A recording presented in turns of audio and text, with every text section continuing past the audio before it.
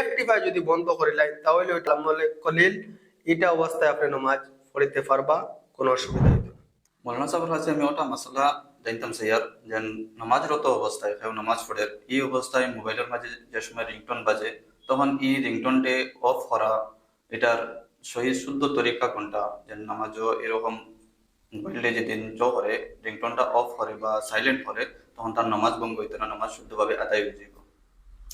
বিসমিল্লাহির রহমানির রহিম, নাহমাদুহু ওয়া নুসাল্লি ওয়া নুসাল্লিমু আলা রাসূলিল কারীম। এই ব্যাপারে ফুকাহায়ে কেরামর রায় আমরা দেখা খুব দরকার।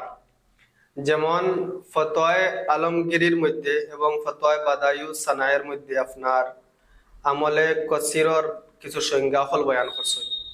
তো সর্বপ্রথম আমরার মূল মাসআলা হলো যে আমরা যদি নমাজরত অবস্থায় যদি মোবাইলের মধ্যে কল আসে তখন আমরা একটিফাই যদি বন্ধ করিলাই তাহলে এটা জায়েজ, কোনো অসুবিধা নাই, আপনার নমাজের মধ্যে কোনো প্রবলেম হইতো না, আপনার নমাজ সহি এবং শুদ্ধভাবে নমাজ আদায় হয়ে যাব।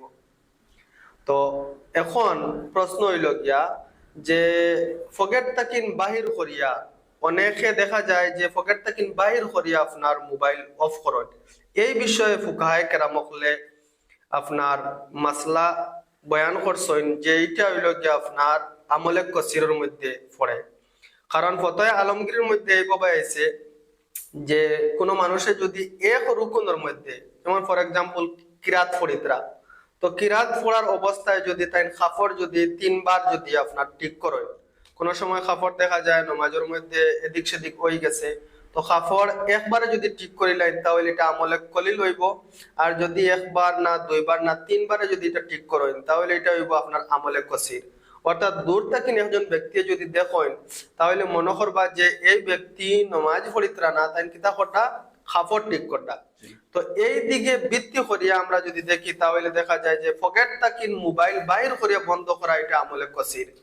আপনার নমাজ ফাসিদ হয়ে যাব, নমাজ আবার পরিপূর্ণভাবে আদায় করতে লাগবো। আর বাদায়ু সানায়ের মধ্যে এইভাবে এটার সংজ্ঞা বয়ান করছেন যে একজন ব্যক্তি যদি তীর নমাজ চলাকালীন যদি তীর লইয়া আপনার তীর নিক্ষেপ করেন তো এটা হইল গিয়ে আপনার আমলে কসিরের একটা সংজ্ঞা, একটা এক্সাম্পল দিতে আর কি।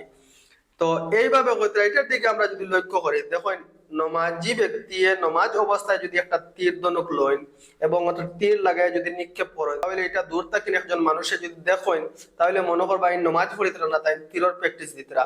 তো এইভাবে যদি আমরা পকেট থেকে মোবাইল বাহির করি, যেভাবে আমরা একজন ব্যক্তি নমাজি ব্যক্তি যদি তীর লই এইভাবে মোবাইল বাহির করা এটা সেম। আবার মোবাইলের স্ক্রিনের মধ্যে দেখতরা আবার এটার বন্ধ করা। তো এই তীর নিক্ষেপর তীর লোয়া এবং তীর নিশানা লাগানি নিক্ষেপ করা এটা আমলে কসিরত। গতিকে আপনি পকেট থাকেন আপনার মোবাইল বাইর করা, স্ক্রিনের মধ্যে দেখা আবার বন্ধ করা এটাও আমলে কসিরের মধ্যে পড়ে যায় গিয়া। গতিকে এইভাবে করলে আমলে কসির হইব। আর একটিভাবে যদি বন্ধ করিলাই তাহলে ওইটা আমলে কলিল, এটা অবস্থায় আপনি নামাজ পড়িতে পারবা, কোনো অসুবিধা হইতো না। মোট কথা আপনি ওটা চাইতে রাখেও যদি মোবাইল একবারে বন্ধ করিলাই তার লাগি নামাজে কোনো অসুবিধা হইতো, নামাজ পরিপূর্ণ আদায় হয়ে যেত। আর কেউ যদি মোবাইল প্যাকেট থেকে বাইর করিয়া 3-4 বারে বন্ধ করে বা সাইয়া বন্ধ করে তখন তার নামাজ ফাঁসিতে জীবনে নামাজ নষ্ট হয়ে যাবে, আবার নামাজে দুয়ারিয়ে পড়িতে লাগবে।